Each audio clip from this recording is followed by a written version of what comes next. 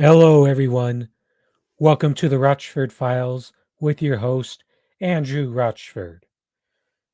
Live on YouTube with additional live streaming on Twitch as well, slash the Rochford Files. And let's get into a developing story that happened over the weekend where President Joe Biden is now in deliberation of whether to take further action against Russia.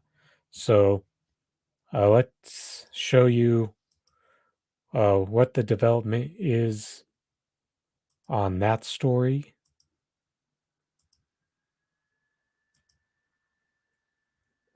So here's the post. President Biden is considering deploying several thousand U.S. troops as well as warships and aircraft to NATO allies in the Baltics and Eastern Europe, an expansion of American military involvement amid mounting fears of a Russian incursion into Ukraine. You see where this is going. Joe Biden continuously having his approval rating uh, dropping harder than a bag of bricks. And a lot of that has to do with the fact that he refuses to follow through on most the few most left things that he was willing to have on his presidential campaign back in 2020, and how he has failed to get the pandemic under control, and only answer for it is jabs, which in itself isn't enough. So, going to the typical presidential action of uh, ramping up war in order to get his approval rating back in the positive direction. And it's insane, man. You've all that. The only thing that Joe Biden has really given more money to, the corporations, big pharma, doubling police hiring budgets, increasing police funding as well in the process, significantly bigger increases to military funding, including this recent aid that just went through Congress. And y'all really want to buy this fairy tale that this is a distraction because it gets people more focused on the fact that on this rather than the class war, and they got you punching down on people in other countries when you're complicit to supporting these pro-war acts, especially since when it's in development, it's like a 99.99% certainty that action's going to happen.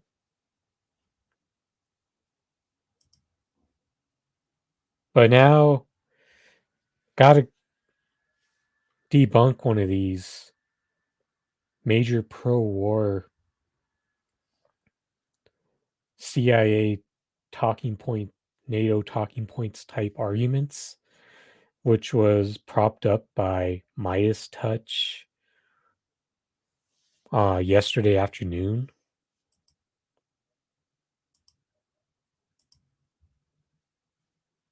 So give me a moment to pull that up on the screen.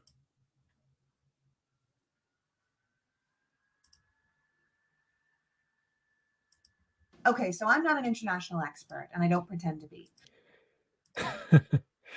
First off, let me take you back to when I started the Rochford files in May of last year. And I'll tell you that I was not very knowledgeable on foreign policy when that started. But even with that being said, I did not run away from the importance of covering Israel and Palestine as Israel ramped up its attacks on the Gaza Strip, and the fact that it's actually very easy to see the right side of the issue in that instance, and that is being supportive of the Palestinians. But to further illustrate that point, I'm sure that a lot of lefties come into the movement actually being more far more knowledgeable domestically. But it's really not that hard to get a better understanding of foreign policy once you know the right people. So even when I didn't know jack shit about foreign policy, this video is going to show you that even back then, I still knew more about foreign policy than this TikTok influencer.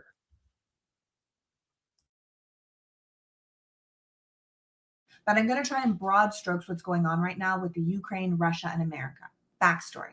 Putin was enraged when anti corruption, pro democracy demonstrations led to the overthrow of the Ukrainian government in 2014. Like I explained in far more detail on the Politics Girl podcast, Rise of Autocracy, if you want to check it out, democracy is contagious. And if Ukrainians could get rid of their corrupt dictator, what would stop the Russian people from doing the same? It's one of the reasons Putin is so hell bent on putting the Ukraine back in its place. Not only will it dissuade other countries around him from getting pro democracy ideas, but if he does it and America, NATO, and the EU just let it happen, it'll prove on the world stage that these Western nations and democracy itself no longer wield the power they once did. That in this new century, no one can really stop him and his allies from taking and doing what they want. And believe me, other nations will be watching. Nations like China, who would be very happy to do the same with Taiwan.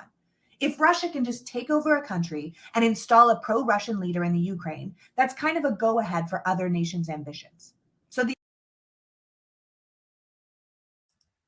Do you hear the irony in this argument?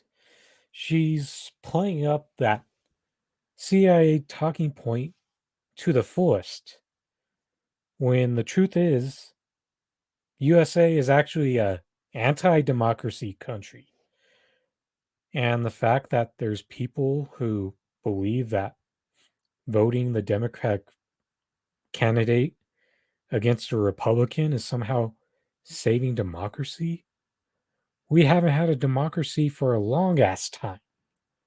But to take that further, of the irony of this statement, it's the fact that the United States, in actuality, fights against democracy.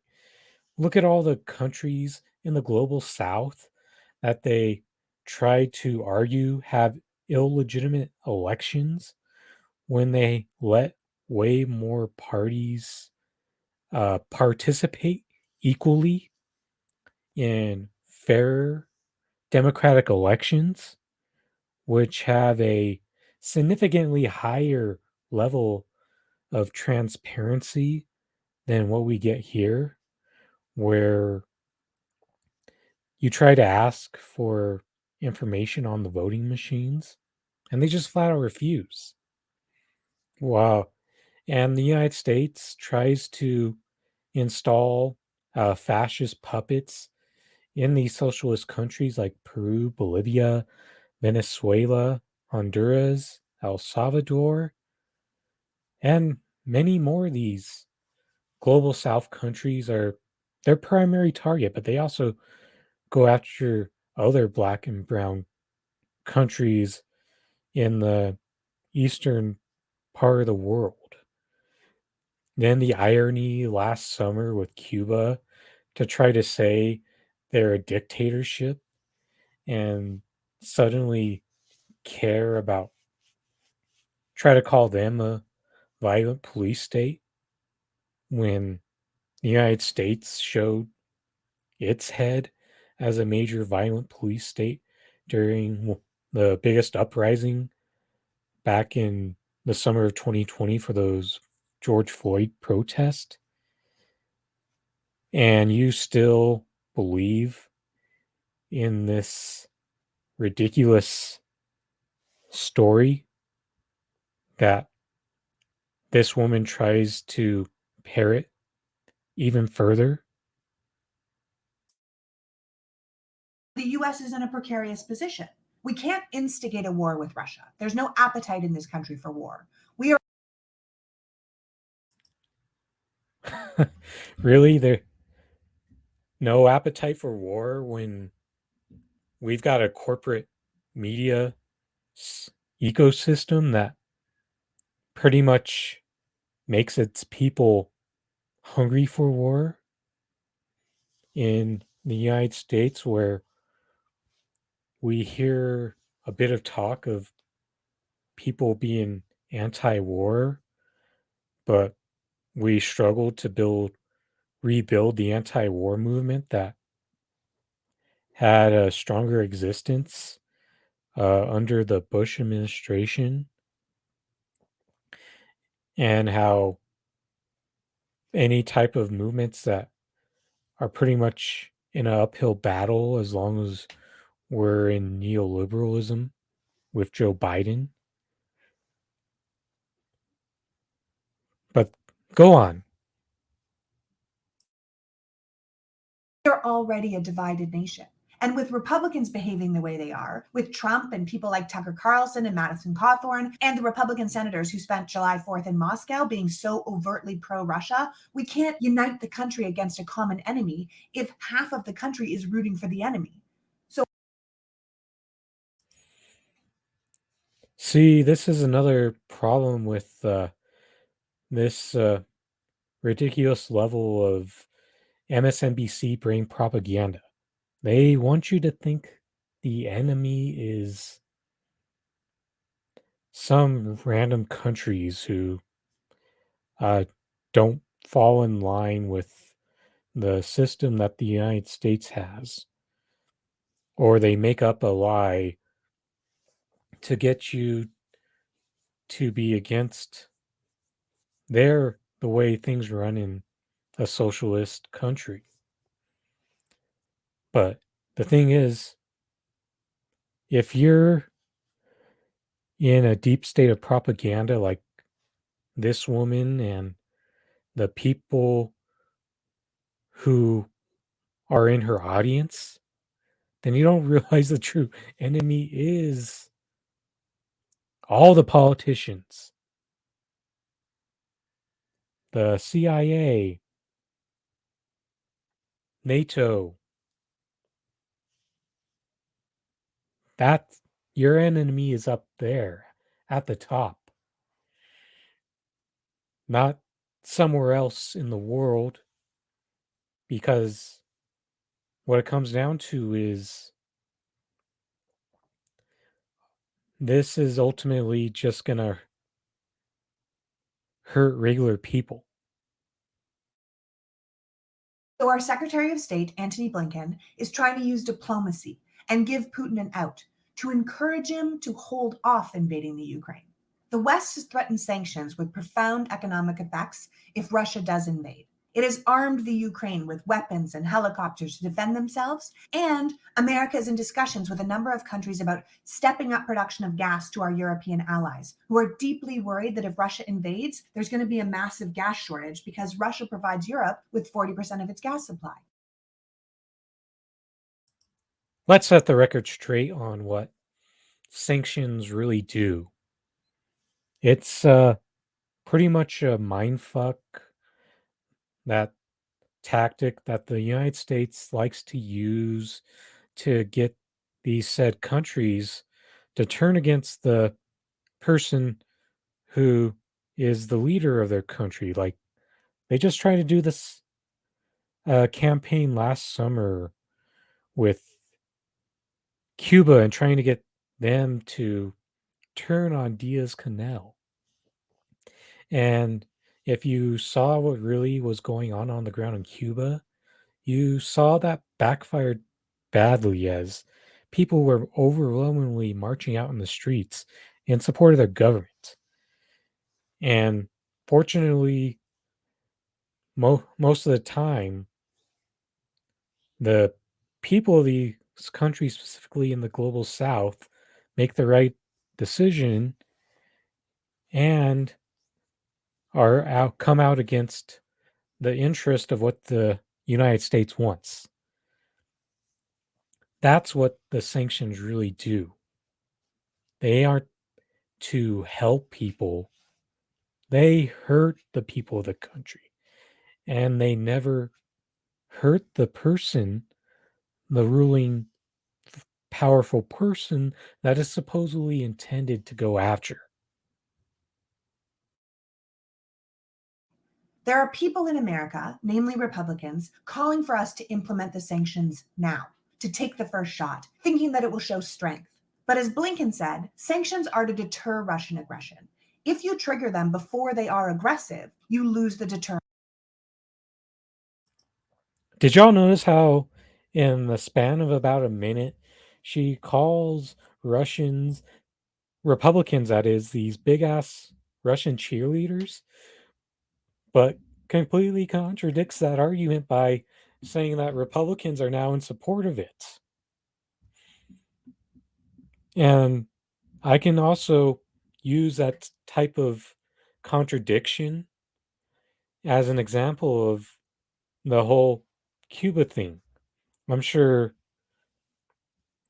Republicans tried to argue that Democrats were pro Cuba, but in that same instance, Democrats were probably just as strong, if not stronger, in their support of the blockade and sanctions and continuing that embargo. Effect. It's like grounding your kid before he has the party. You have to threaten the grounding and hope he doesn't have the party. Also, this All right, since she's using that grounding the kid analogy, it's important to point out that United States, in terms of where they stand in the world, they are the country who tries to step in and parent someone else's kids. And the reason why that's wrong is it goes completely against the anti imperialist principle of self determination. And every time the United States tries to step in and meddle into the way other governments around the world want to run their country, off sometimes to better to the wishes of the people than what we get here. This idea that the party who is so pro Russia is telling us to be the aggressors begs the question of whose side they're on. If we do something before they do something, then we're the bad guys. What we're doing now is hoping for the best, but preparing for the worst, expecting Russia to be aggressive without starting the conflict ourselves, which I believe is the most prudent step at this time. Does that make sense?